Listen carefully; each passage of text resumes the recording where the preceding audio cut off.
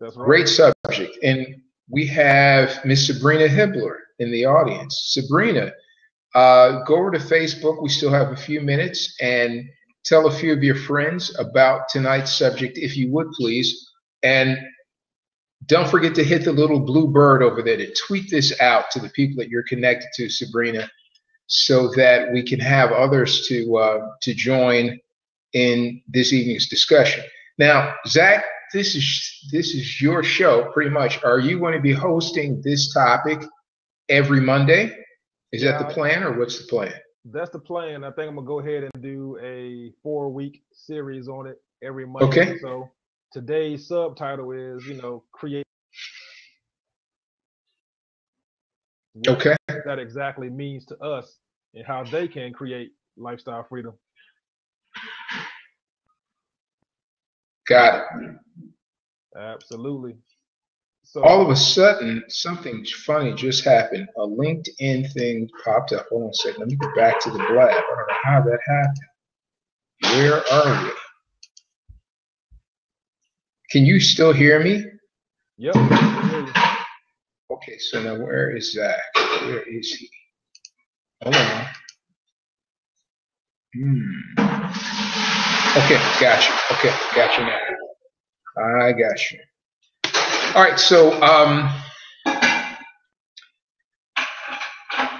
oh, she's on her phone, so she can't see. Yeah, when you are on mobile devices, there are certain features that you may not be able to see. But if you scroll down, I think it's set up so that for people that are on phones, if you just scroll down, aside from the screen that you're seeing here, you scroll down on your screen, if you can, your phone screen, you may be able to see a Twitter bird. And if you hit that Twitter bird, it tweets out to everyone else. So Mondays don't suck. It's your job. So if you're having a conversation in your head about why today sucks, then perhaps it's not today that's sucking. It's some of the other things that are in today. Exactly. How your time today is being spent. How is that Monday being spent? So, Zach, what are your thoughts? Let me first off tell the story on how I thought about this topic, right? So, okay. I was in a convenience store last week, and I was making my purchase, and the cashier says, "Hey, no, matter of fact, I'm sorry, I was in the bank. I was in the bank cashing a check." Okay, and the bank teller says, "So today is Friday. Everything's going to be great from here." And I said, "So what do you mean by that?" And she was like, "It's Friday, it's the weekend." And I said, "Well, unlike you, I don't necessarily just live for the weekends, So she's like, "Well, it's Friday and, be off Saturday and Sunday." And I was like, "So what's going to happen on Monday?" And she said, "Well, that's just going to suck." I said, wow, that could be an awesome topic, that Mondays don't suck. It's your job, because she was living for the weekend. She could not wait until Friday at 5 o'clock to punch that clock, to get off and spend Saturday and Sunday at home. But guess what? Right around Sunday night, around 12 o'clock, 1 o'clock in the morning, when you get that little pit feeling in your stomach, because Monday morning's coming back, it's not Monday that sucks. All right. So that's how the topic, came along. And I was like, wow, this would be an interesting subject to blab about, because I bet other people feel the same way. Well, let's see. How many people in the audience are working a job right now? Let's just hit me with a 1. Hit the number 1 if you are here on this blab and you are working a job right now. And Sabrina says, "I'm here, right?" All right, so Sabrina puts a 1 in. Everyone who is on a job, hit a 1 right now in the comments. Give us a 1 to let us know whether or not your time is affected by a job right now. How you're using your time, part of your day is affected by a job. So welcome, Street Prep. If you can hear us, the title of today's blab is Mondays Don't Suck, It's Your Job. And the suggestion is that we create lifestyle freedom. So Street prep, if you are, if part of your day is occupied by a job of some sort, um, give us a 1 in the comments. Street prep says he's self-employed or Awesome. she's self-employed. Okay. And Awesome. so there's some interesting studies that suggest, and these are from health journals, that suggest that a high number of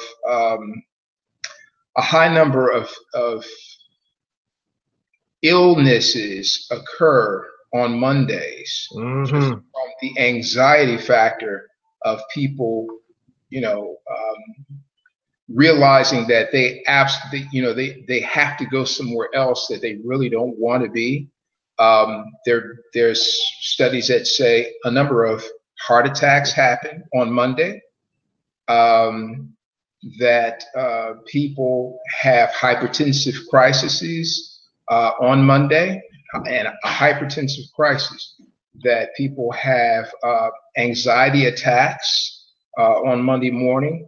And, I would imagine a lot of that probably revolves around getting to a place on time.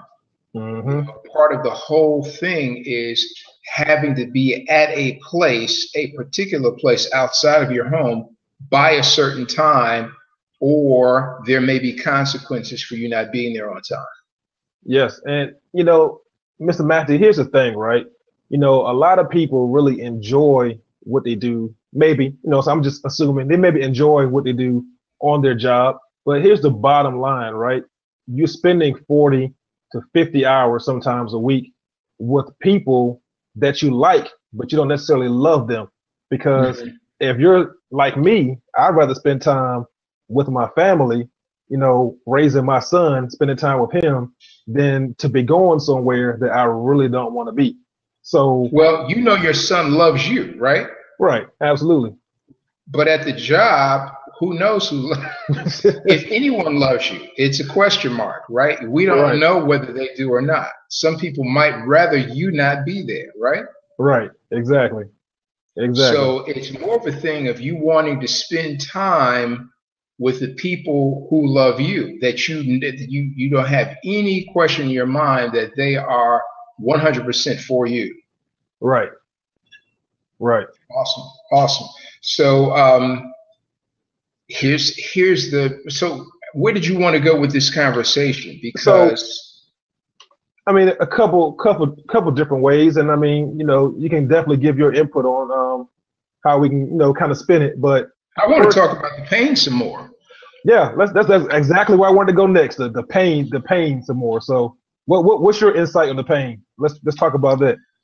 Well, I've been in the workplace, and the pain comes in a lot of different ways. So the reason why, not only Monday, but just about every day sucked was because although I was a licensed professional in a very, very high paying position in healthcare. Um, there were a couple of things that were factors in the place that in the workplace, the environment that I was in. People there were a lot of other licensed degreed professionals there, and they wanted to assert their bravado. They wanted to assert their intellect. They wanted to let everyone else in the room, or in that space, in the hospital, or in that medical office, know that they were important.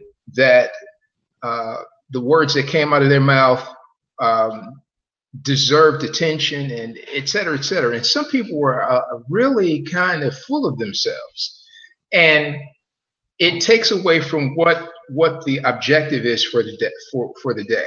Now, that wasn't in every hospital setting. It wasn't in every environment, but it was enough of them for it to rub me the wrong way. And Hmm. so, if you have to go to a job, you already know what your objective. I'm sorry, you already know what your description is, the tasks that you need to do during the day when you're there. So you really want to be engaged in those tasks, and you don't want to be hassled by anybody else's personality while you're trying to do the task. Hold on one second. Yep. Go take it from there, Zach.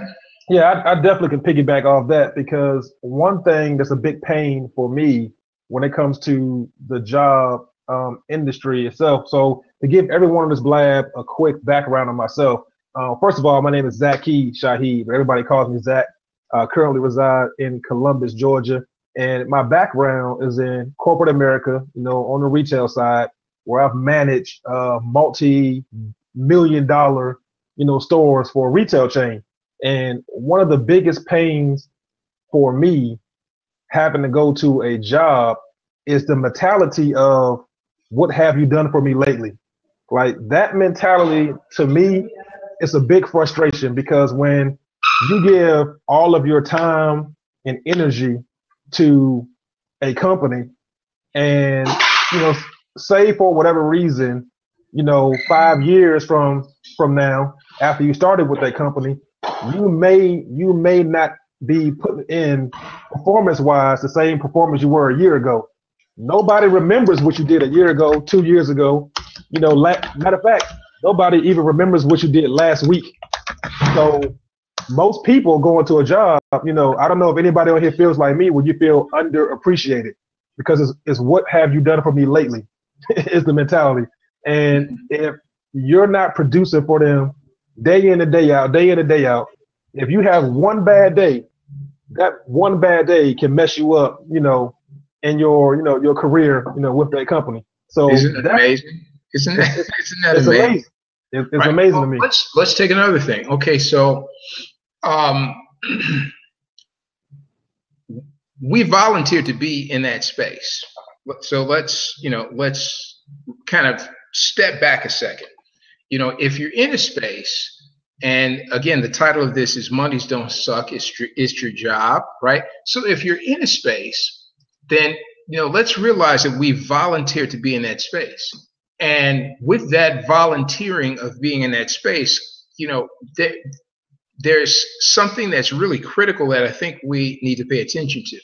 It is it's the fact that we're in a mental state where we believe that it's necessary for us to go to a place, be contracted to go to a place, a location, to do a certain task for a certain number of hours out of the day, and then be rewarded with a paycheck where someone else is assessing our worth. What is our value? And so, we volunteer for that. And we have to kind of really evaluate, is that where we want to be? And if it's not where we want to be, then what do we do about it? If we're in a space and we're feeling any anxiety at all, and I'm talking about a workspace, if we're feeling any anxiety at all, the question has to be, did I volunteer to be in this space? Did I volunteer to be on this job? And if so, and I'm uncomfortable, what can I do about it? Because the reality is that we have homes. Some of us have families, and both the home and the family has to be maintained. And there has to be some income in order for that to happen. Income has got to come from somewhere. And you have a couple of options. You can either be in the employ, you can be under the employ of someone, or you can put yourself in a position to either partner with other people and generate your own income, or go solo and generate your own income. Come up with a way of generating your own income. So the question is, has it become easier? Are we in a space now where more people are asking the question, do I have to be here? I mean, the job sucks. It's not one day. It's what I'm doing with my time. Because here again, I think the biggest thing in this whole conversation is that we only get 24 hours to work with. And it doesn't matter how old or young you are, you never know when your time is up. I mean, just because you're in your 20s doesn't mean that, tomorrow's promised. If you're in your 40s, 50s, doesn't mean your 30s, doesn't mean your tomorrow's promised. And so, when we're looking at the dreams that we had when we were young, and we're looking at where we are now, the question comes to mind, hey, is this where I imagined myself to be? Am I doing right now? Am I anywhere near what I envisioned for my life 5 years ago? Am I anywhere near what I envisioned for my life 10 years ago? And if not, what can I do about it? So if anybody in the audience is in a space where they're having questions about, they have some anxiety about where they are right now, hit me with a 2. Hit the number 2 in the comment stream so that I can see that there is some frustration or some anxiety about where you are right now in your life, and you're wanting to make a shift. And while we're waiting on them to hit the 2, Mr. Muhammad, something I thought about yesterday, matter of fact, right now I'm 34 years old. Okay. And my dad has always been a business owner. So I'm originally from Washington, D.C., for those who don't know. We won't hold that against you, we promise. And my dad has always been a business owner. And I never forget, when I was around 5 years old, my dad told me, Zaki, you have to have your own business. You have to have your own business. At the time, I didn't realize what he was telling me. And, he told me the story about how when he was 34 years old, and that's when I was born, when he was 34. So he quit his job to start his own business at 34. And I asked my dad later on in life, Dad, why did you do that? And his biggest thing was because he didn't want anybody else controlling his time to spend time with his son. So just yesterday, I started thinking about that because now I'm 34 years old. I have a son who is 4 years old, and I want to be able to spend time with him and not have somebody dictate to me when I can spend time with my son. And in a job situation, that's what you're running into most of the time. And that's why Mondays suck. It's not that Mondays suck. It's your job, because you just spent 2 days with your family, Saturday and Sunday, and you don't want to go back to that job to spend time with people that you don't love. So now it's a sense of urgency to me. I'm 34 years old. I have a lot of great things going on as far as business goes. That's gonna free me up, free my time up. So that way, what my dad told me is about to come true. Awesome. The title of the blab tonight is Mondays Don't Suck, It's Your Job. And the subtitle of that is Create Lifestyle Freedom. So, we're going to shift and kind of move forward into this subtitle of creating lifestyle freedom and what that means for you. Now, the phrase itself, create lifestyle freedom, 3 words, powerful words. Doesn't matter what language you say those 3 words in. Everybody that's on this blab session right now, if you say those words out loud, those 3 words, create lifestyle freedom, you immediately begin drawing up pictures, images of what those 3 words mean for you. It begins with an action word, right? Create, right? And then 2 other words, lifestyle and freedom, right? But it begins with an action word, which means that in order to realize this phrase, there's some action that we have to take on the front end, right? In order for that to happen for us in our lives. So let's start with this as a premise. Let me ask this question. Is a job the same as income? Somebody give me some, people that are here on the blab, give me an answer to that. Is a job the same as income, or is there a difference? In other words, do you have to have a job in order for you to have income? That's the question. Somebody give me an answer. What do you think? And you're welcome to come and join us in the open seat.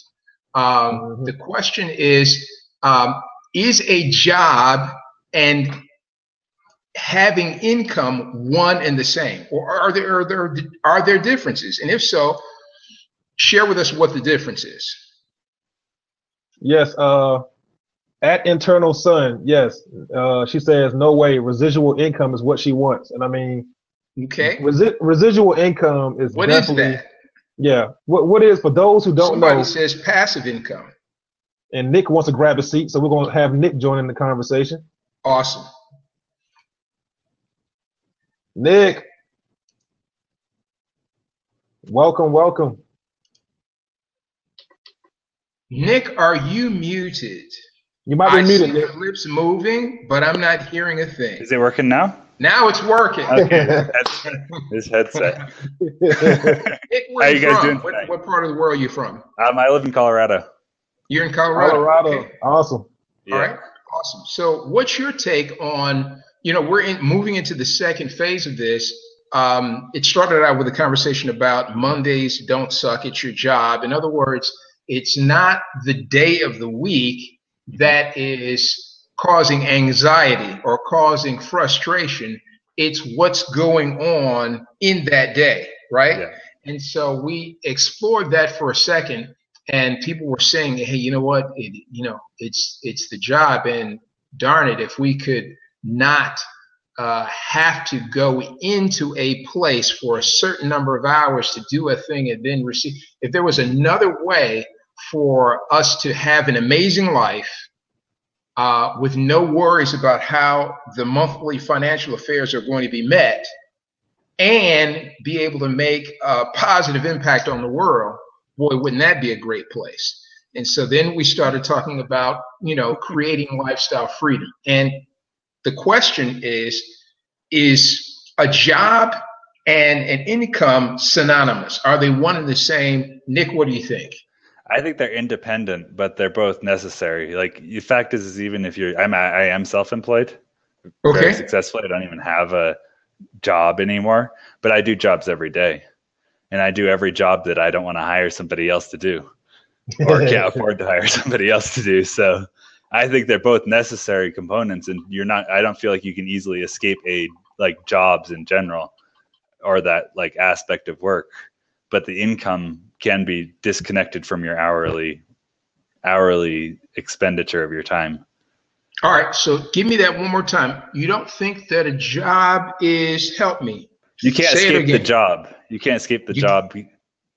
You can't skip the job. You can't escape it quickly. I mean, if you've got tons of money, you can escape it, sure. Just buy some nice investment properties. So why is it that we need tons of money to escape the job?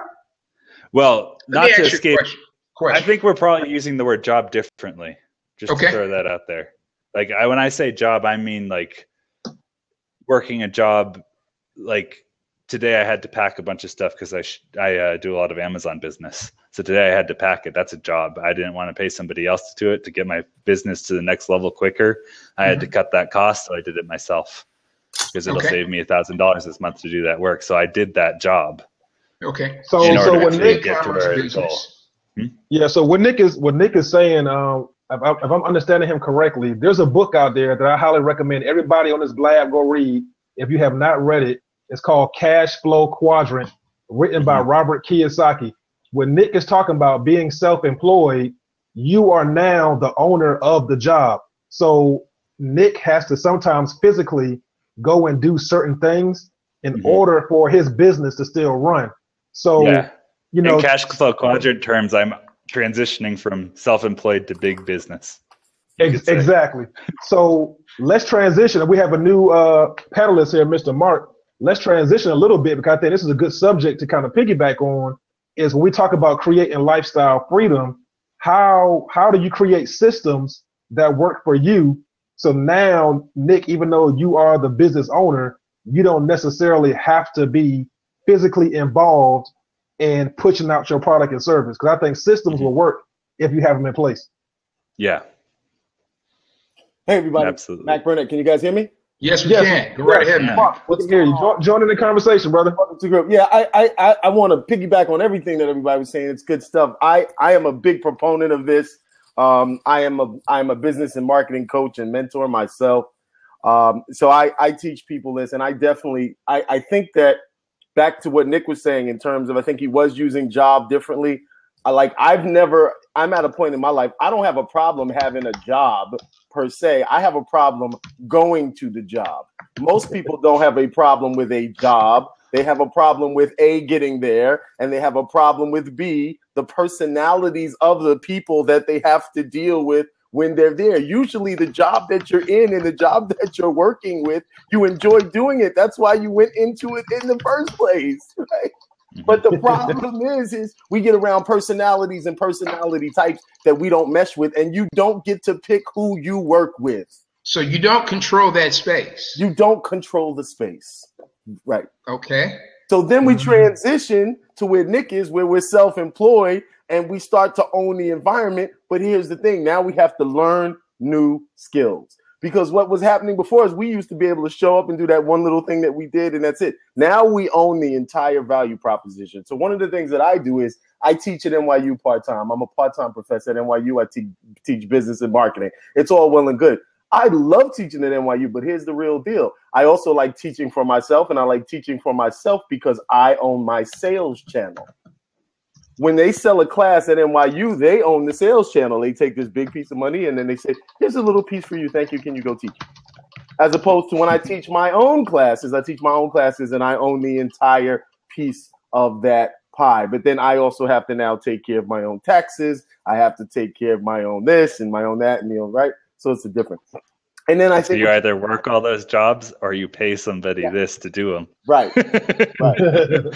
But then moving on to what they were saying, I think that the next piece of that is, systems. How much can we automate? And I'm really a big proponent of work once and let it work forever. So now when I go to delegate a job, I take a step back and I say, okay, what does that job entail? And I record a video for someone to tell them what to do. So now every single time I need that job done, I can just point someone to that video and then that's done. And you can put that on YouTube as an unlisted video. You can take your video, you can upload it to Google Docs or whatever. I mean, you can make it. So I'm a big proponent of systems and system automation. So we're in a time now where more people have access to systems. 20 years ago, only companies had access to the digital systems that you're talking about right now, Mac.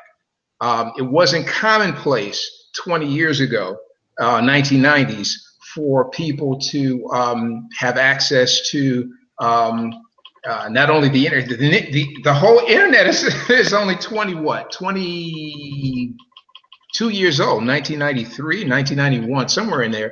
So, we're just coming into a time where people have access to systems that empower them. I won't say just coming into a time, but it's becoming more, and we're in a time now, 20 years since the internet, where people have more computing power in their own hands. They have more systems in their own hands. I'm talking about in their hands, right? Than we've ever had before. But it seems as though when we're talking about systems that we're using systems a lot of people using these wonderful tools that we have that allow us to mastermind and connect across continents. We're using them for entertainment. Mm-hmm. We have not gotten to the point where we're seeing that the technology that we have, tablets and cell phones, are tools that allow us to mastermind with other people, develop project-based income, or at least mastermind with other people and develop systems that will allow cash to flow to us, that will allow work to flow to us, that would allow contracts to flow to us. It's leveraging the technology. Yep. So now that, we're in a space where we have tools, how are we using them? How are we using the tools? And I don't want to, I at the same time, everybody in the audience that can hear this conversation, we want you to join in because we've made a big jump now. We made the jump from, your job. It's not Monday, it's your job. And Mark has come in. First of all, Nick has come in and said, hey, you know what? I am self-employed. And the point was made, well, yeah, I'm self-employed, but from time to time, there are things that I still have to do in my self-employment. So Zach brought out the point that Nick owns his job. He's in the position where he owns his job. He has 100% of the responsibility. He gets 100% of the reward, but there are also times where he has to do 100% of the work, right? He hasn't completely transitioned so that his monies are flowing to him without him having to do work daily. Mac came in and said, hey, you know what?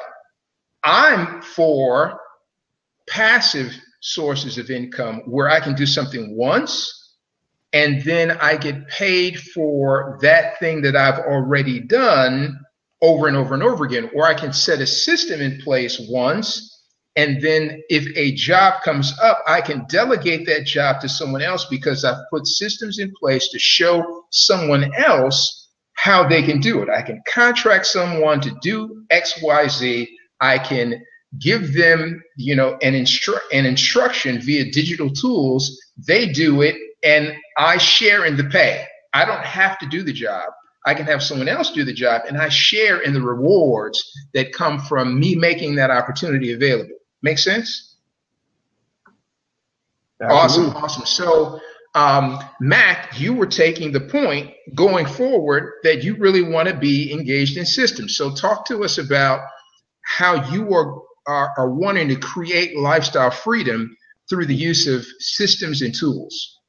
Yeah, absolutely. I mean, I'm kind of already doing that. I like myself, and I'm self-employed like Nick. I'm trying to grow out the business to a point where we can do that. I mean, listen, at the end of the day, everybody has the same 168 hours to work with. We can't replace it. We can't trade it. We can't exchange it. We can't get it back. We can't do it over. We can't save it for later. We can't do any of those things with those 168 hours. So for me, I am trying to always maximize my impact and minimize my overhead in terms of time and my input. So what I'm doing now is I am putting Mac in a box. I want to put more of Mac in a box, right? And I mean, let's think about what that looks like, right? If I put Mac in a box, I'm trying to find a box around here. If I put Mac in this box, right? How many times can I sell you this box? I can sell you this box infinite amount of times. But if you want to talk to me on that phone and I sell you my time, I can only talk to one person on the phone. But I can sell 10 boxes in that same hour on a blab, on a webinar, on a chat, on a teleseminar, or on a conference, standing in front of people. So I'd much rather, and that's what I do. That's how I or have other people to sell that box. Correct, and that's where I'm trying to grow to. So for systems now, I'm doing exactly that. So right now, my sales funnel and my sales system is strong. I'm developing that. I'm developing out my products. But most importantly, as a marketing guy, kind of like the shoemaker has no shoes kind of a thing, I need to go work on my marketing funnel, right? But you want to put these systems in place and then focus on those things. So I'm actually working on building all of that out. But I had to get clear about what I wanted out of my business. And I think everybody should get clear about what they want out of their business. And lifestyle was the first thing that I had to define. So before I start working with people with their business, the first question I ask them is, so what do you want? Because you can build a business just like you have a job that you absolutely hate. All right, Mac, hold it right there. Let's go, brother. Let's go. All right, so here's something I want to throw out. We used three different terms here so far. Now, one was job. And that is a thing that you have to leave your house to go to a certain location to do tasks that you have to do at that location for a certain amount of hours out of the day, and you receive a paycheck based on what someone else thinks you're worth. Then we talked about income, and the question was, is a job and income one and the same? Nick he was about to get into that, but we really didn't. The audience, hey, you guys didn't help me. I was looking for an answer. I wanted you all to get, is a job and income one and the same? And if not, what are the differences? My take on that is that, everyone over the age of 16, no matter what continent you're on, you need income. But not everyone necessarily needs a job. You absolutely need income, but you don't necessarily need a job. A job means that you are allowing yourself to be in the employ of someone else, and they dictate what your worth is. Income is income. Income means that you have monies that you are commanding because of something that you're doing, right?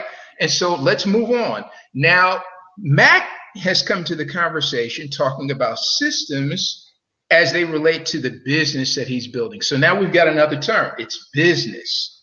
And the question that the audience might be asking, some people have trepidation, some people have anxiety, some people have just as much fear of the word business as they do of the word job. I want you to understand, because when they hear the word business, it automatically means responsibilities.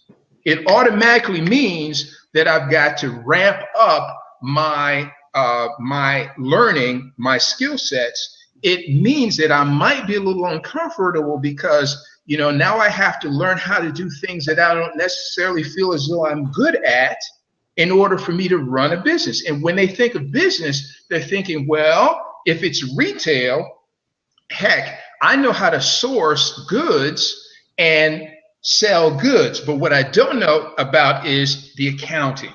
I don't know about employee relations. I don't know about handling insurances for the business. If it's a storefront, if it's brick and mortar, if it's a skilled trade, hey, you know what? I'm a great carpenter. Man, I'm a I've been building cabinets for XYZ contractor for 20 years. Now I want to break out on my own. We won't say 20 years. Let's just say 5. I want to break out on my own now.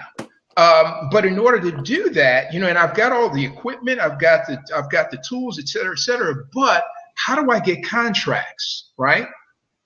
Because now we're talking about business. So I'm just saying, I'm throwing those scenarios out to let the audience and my distinguished panel understand that business sounds good to some people, but at the same time, business has its own set of emotives that it invokes. That word business evokes a whole set of emotives that some people have as much anxiety about as they do going to that job in the morning. Right? So Muhammad, go ahead. So come on, hit me. Let's stay right there, guy. I got a thought in my head. You brought some good stuff up. So first off, the first thing you talked about comfort zone. Okay. So first thing I want to tell everybody in the audience is your comfort zone is your failure zone. Okay, you got to break out of your comfort zone. I'm going to go ahead and tell you that right now. All right. Second thing, what Muhammad said, people have anxiety about the word business. Here is why. You never had anybody teach you how to run a business. Okay, let's think about, let's just think about this. Okay, most of you have heard this right here. And if you're in the audience, you're probably going to finish my sentence right here. Go to school, get a good education, so you can get a good what? Job. Okay. So what happens is most of us go to school to learn how to work for somebody else, and we never was taught how to own our own businesses. So that's why that word business is so intimidating, because now you're like, oh, wait a minute. If I had to own where I work at right now, could I do it? Because you have no background. Nobody has ever taught you how to hire employees, how to do benefits. Nobody has ever taught you that. Okay, so but that guy just sits in the office. The conversation around the dinner table. Takes all the money. Is that the conversation around the dinner table? I mean, there's a whole culture that comes with you being comfortable with the idea of having a business? Do you have people that are in your circle right now that are business owners? If you were to pick up your phone right now, honest, the whole audience that's on this blab right now, if you were to pick up your phone right now, I guarantee you have 3 sets of people in your phone. You have a few people that are in your phone that are owners. They're owners of a company, right? You have a few. You have some people that are in your phone right now that are managers. Whatever the job is, they're in a management position. And what is a manager? There's someone that's responsible for looking at the current resources in their workspace and either maintaining or improving the productivity from those resources that are available in that workspace. That's a manager, right? And then you have a third set of people that are in your phone, and you know who they are? They're employees, family, friends, and relatives, and associates. Those are the 3. So here's the question. Do the people that you have in your phone, in your universe, is the majority of them, are the majority of them owners? Are they business owners? Because if not, then you don't have a culture that will support conversations to lift you up in a business. Whoever you have the most of in your phone is probably where you are right now. Ooh, did I say that? Ooh, I mean, you made a good point. One of my mentors has always told me, you are going to be the product of the 5 people you hang around the most.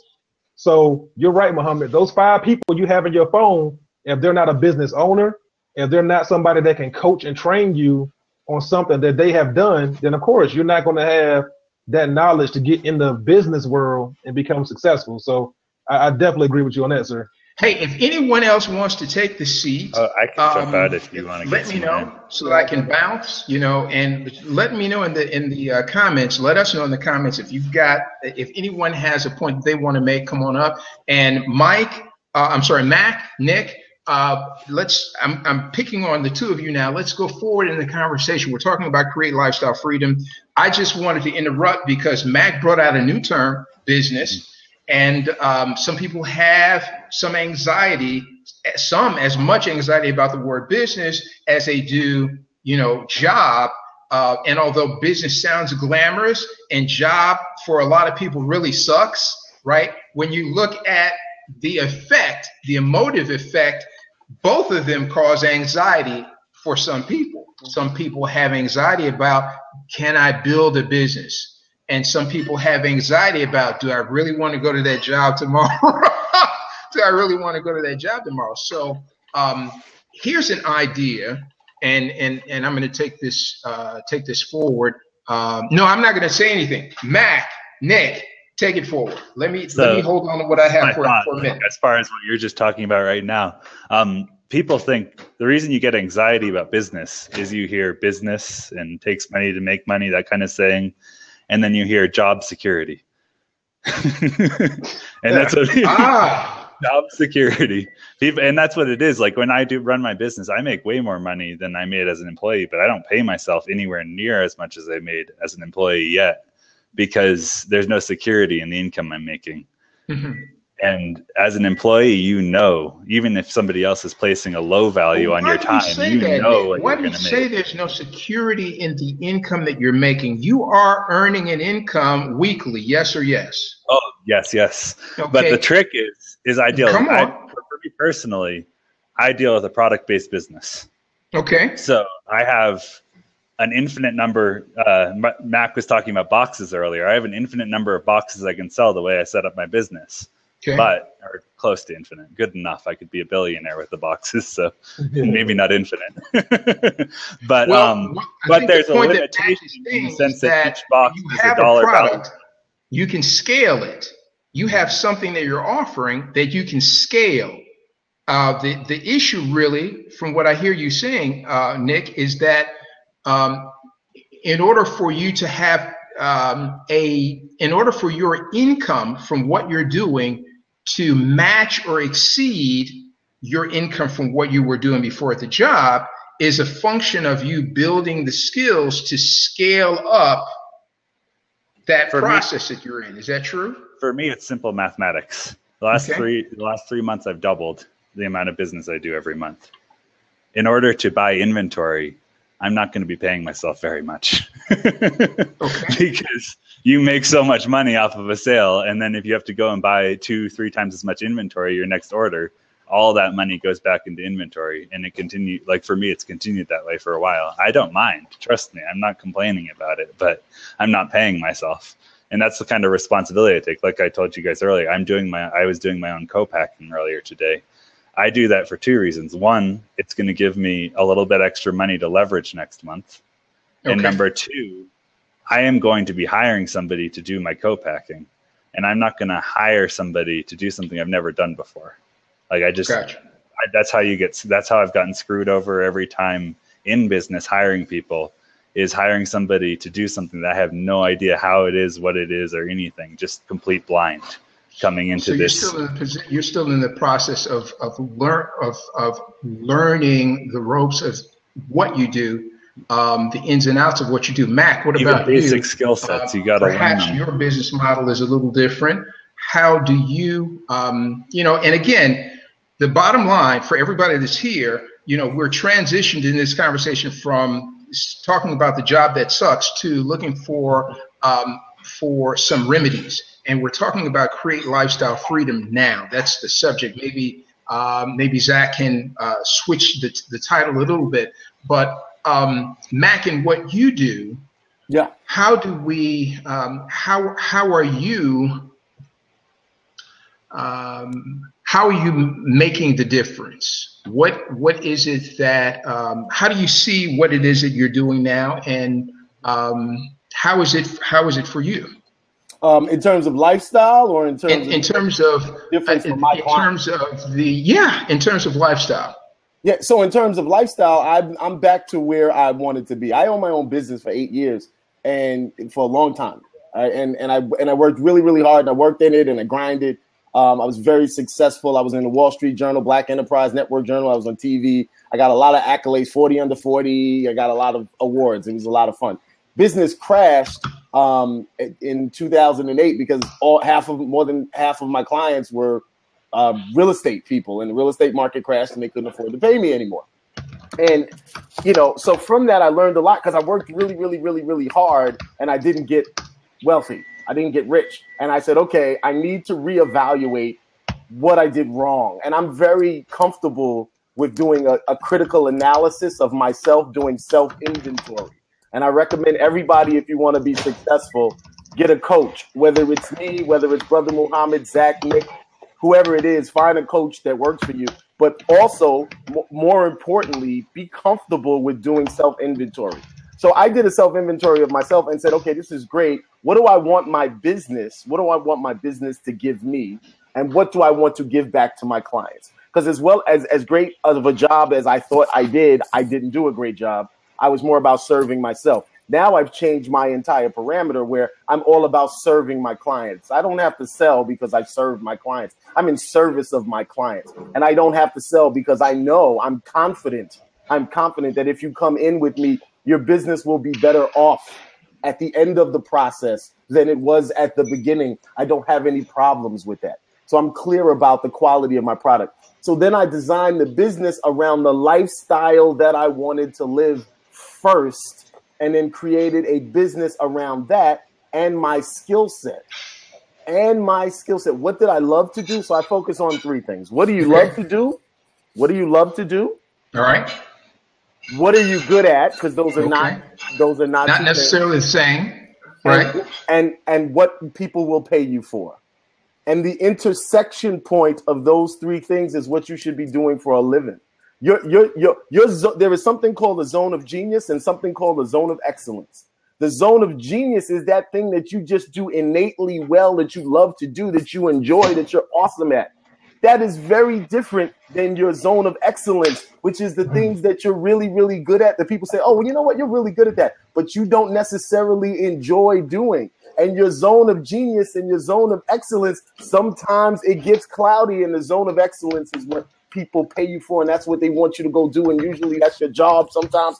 But the bottom line is I wanted to live in my zone of genius. I wanted to make money from my zone of genius. I wanted to get better in my zone of genius. And my zone of genius is speaking, transforming lives, helping people become successful with their business. So I built my business framework around that instead of trying to find something to sell.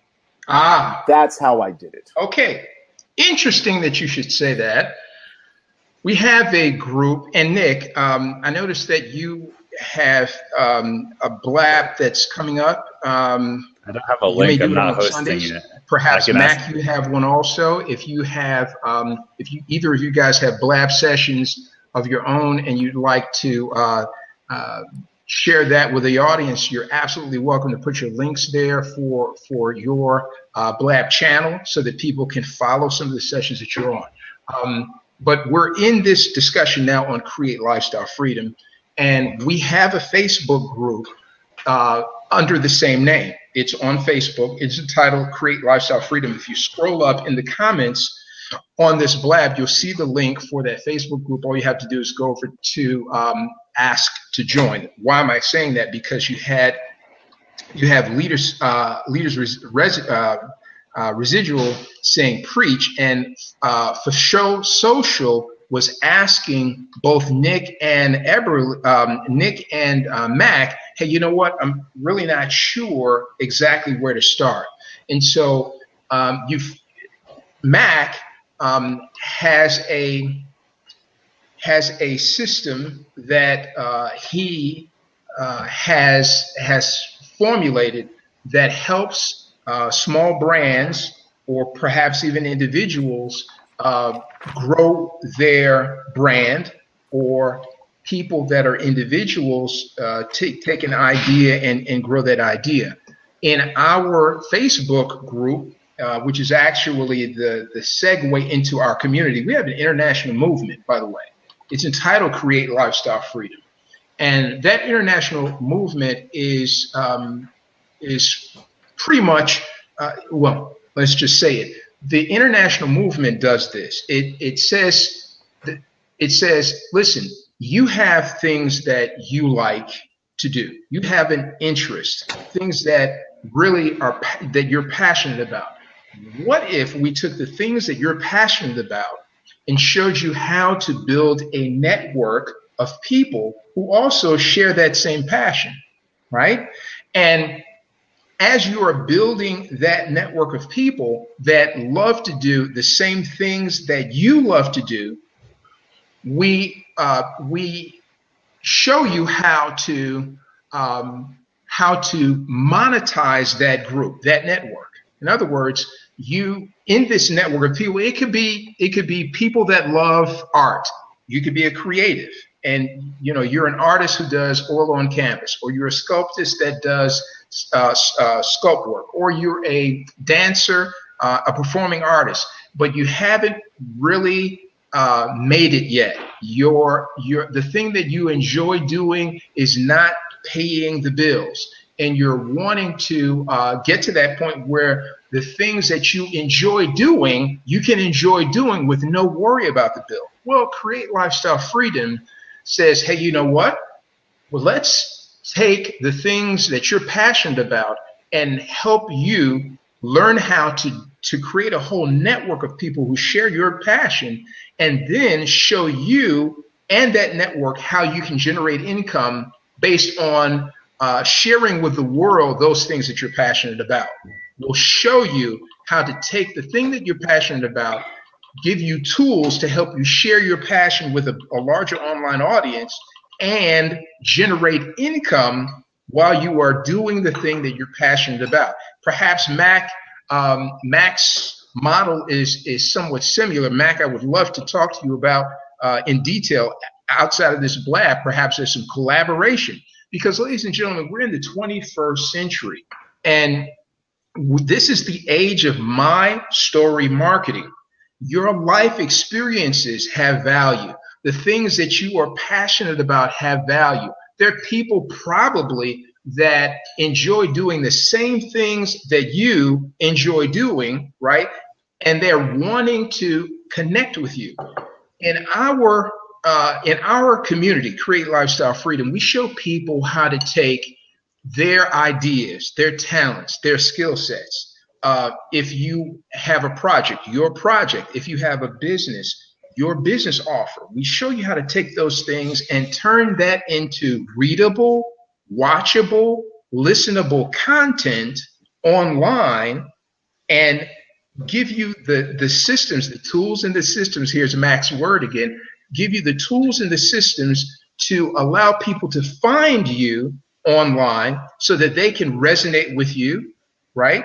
Partner with you if you have a project, or if you have something that you're selling, become a customer of yours. That's create lifestyle freedom. We don't want to put you in a box and say you have to do this, or you've got to do this, you've got to sell that, or this is about the things that you're passionate about, right? We're showing people how that you can have an amazing life focused on the things that are most important to you, get rid of the anxiety about how the bills are going to be paid, and make a positive impact on the world at the same time. I'm going to turn it back over to you guys.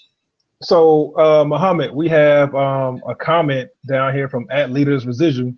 He says, paying the bills with your passion puts a lot of pressure and could dilute your passion early on.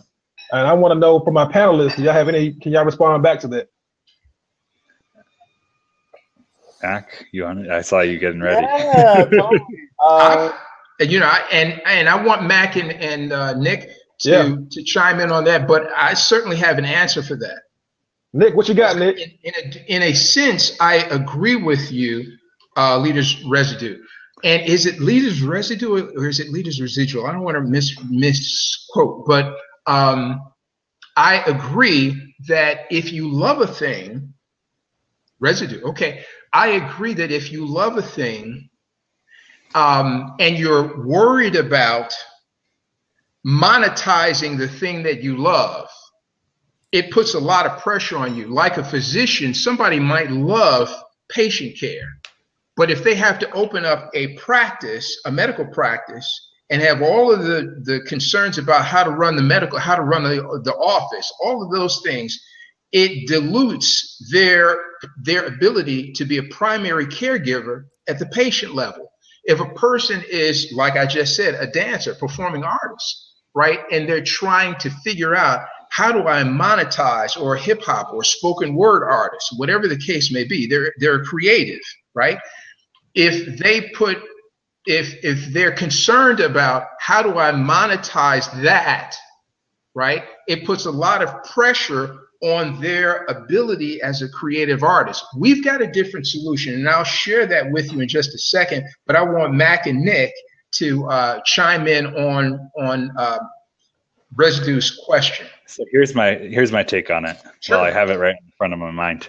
So this is a transition that people make from employment or a job to self-employment or to running their own business, where they think that they are going to sell their passion as a product in exchange for money, instead of leveraging the way that you get out of the burnout or the dilution of your passion is to actually leverage what you're passionate about, leverage what you love to do, and make it an aspect of your business, build your business on it, but it's not the product in the business.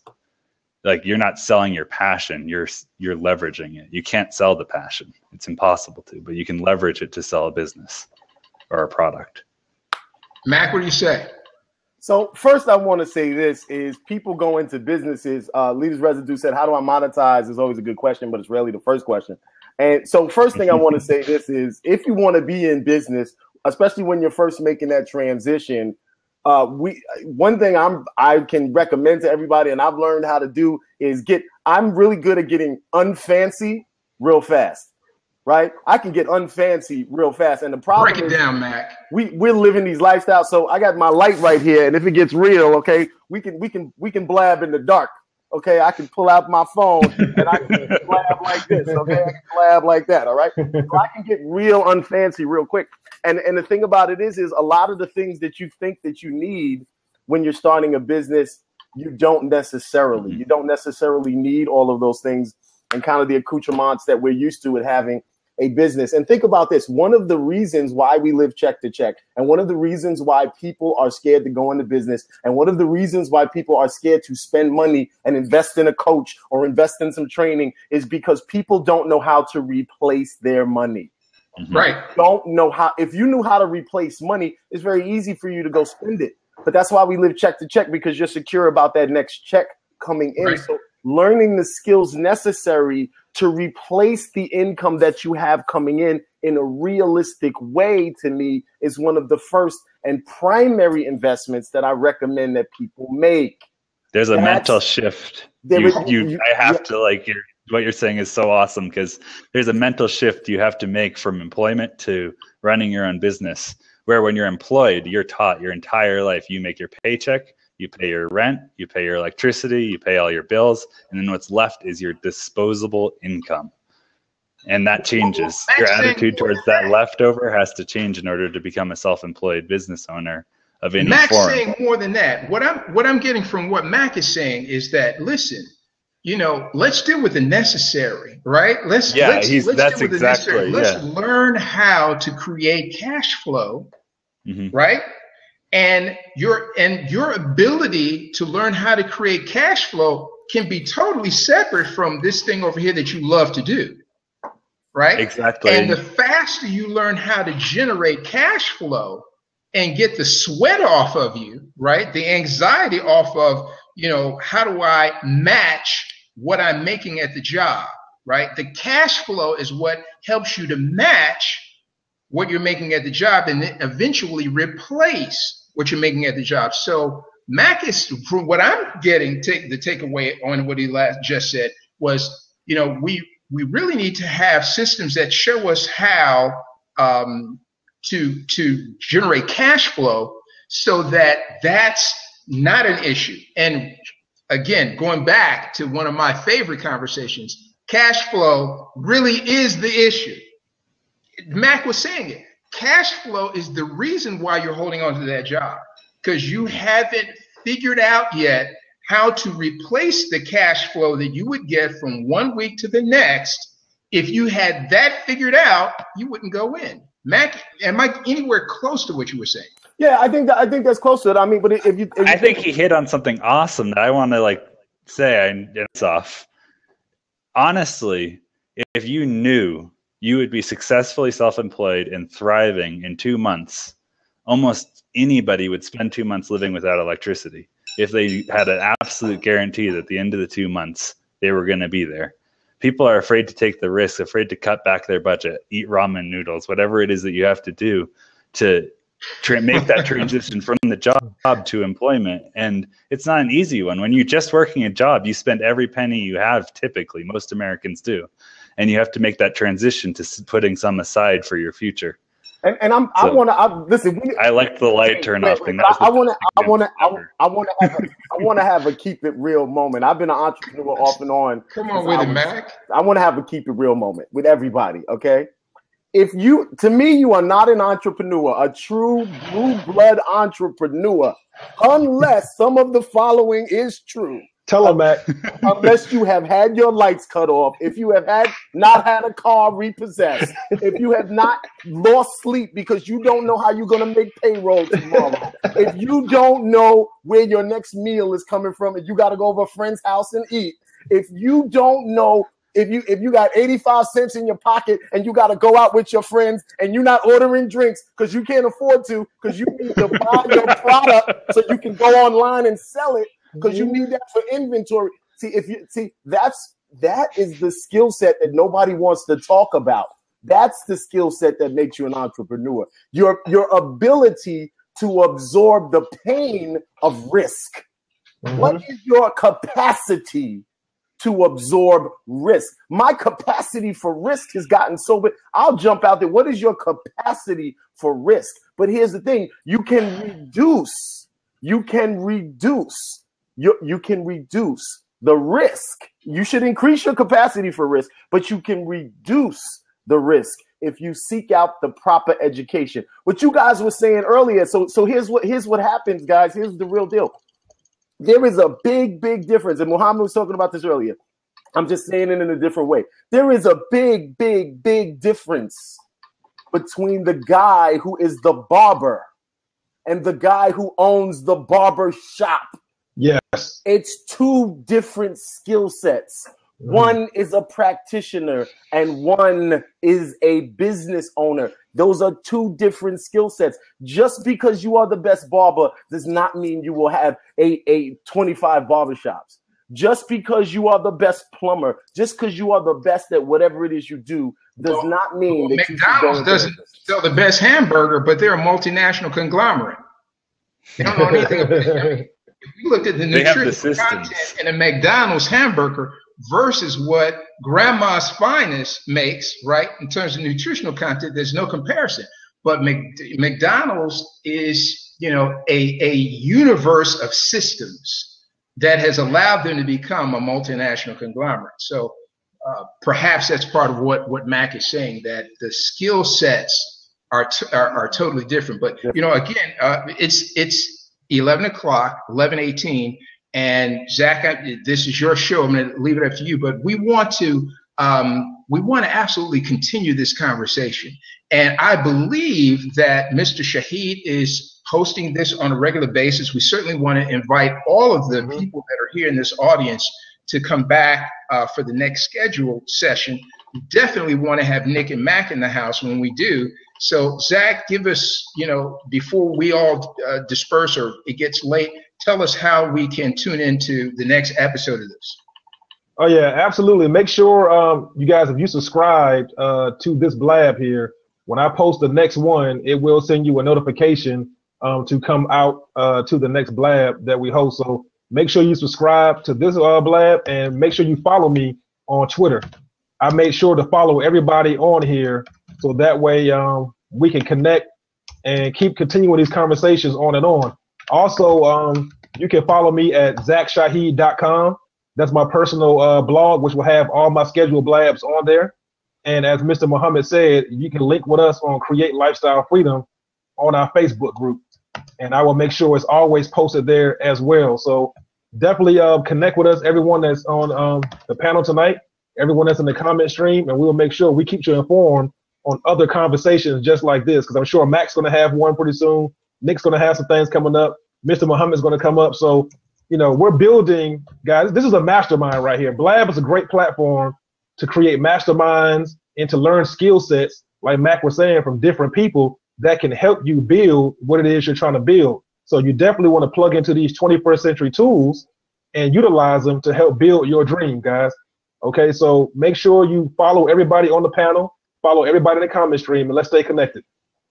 Absolutely. So on Thursday, we've got a blab coming up. I just put my blab channel in the comment stream. It's Thursday at 8 o'clock.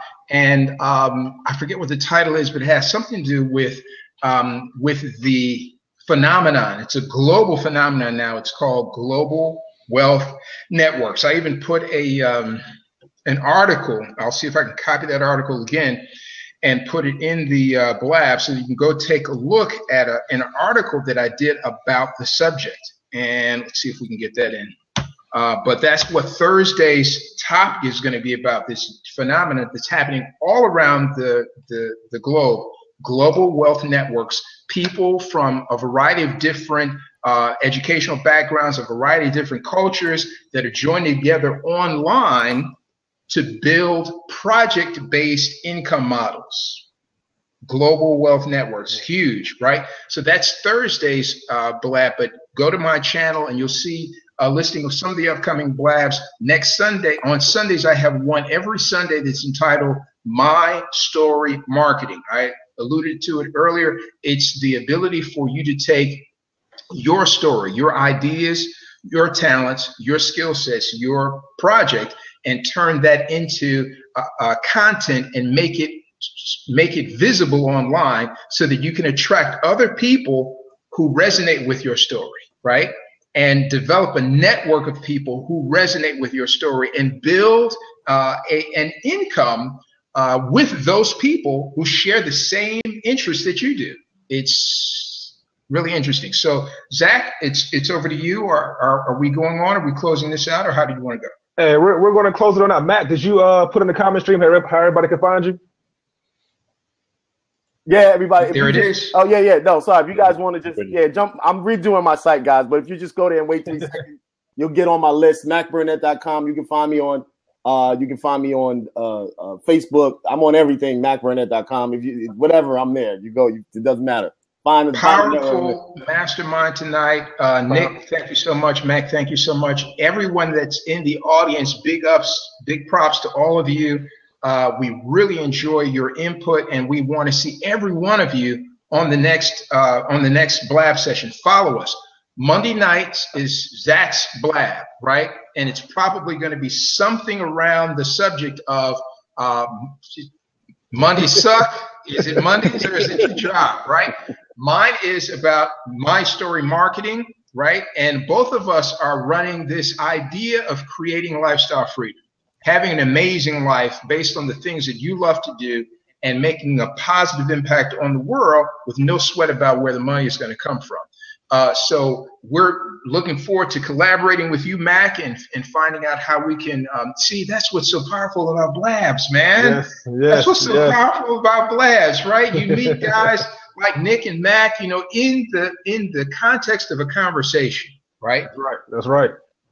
I should do a Blab about how I've made $5,000 on Blab. That's wow.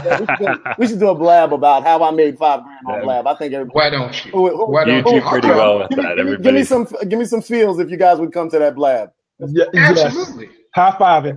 We will. I made $5,000 on Blab, and I don't think I've been on Blab like 40 days or something like that. And I haven't been on last week, so I've been busy. So, but yeah, we can talk about that. Yeah, good stuff. It's been fun, gentlemen. I'm going to duck out. All right. Good night, everyone. Thank you so much. Thank you, Muhammad. Thank you, Zach. Thank you. Nice to meet you, man. It's a pleasure, Nick. Pleasure, Matt. Good night. Good night.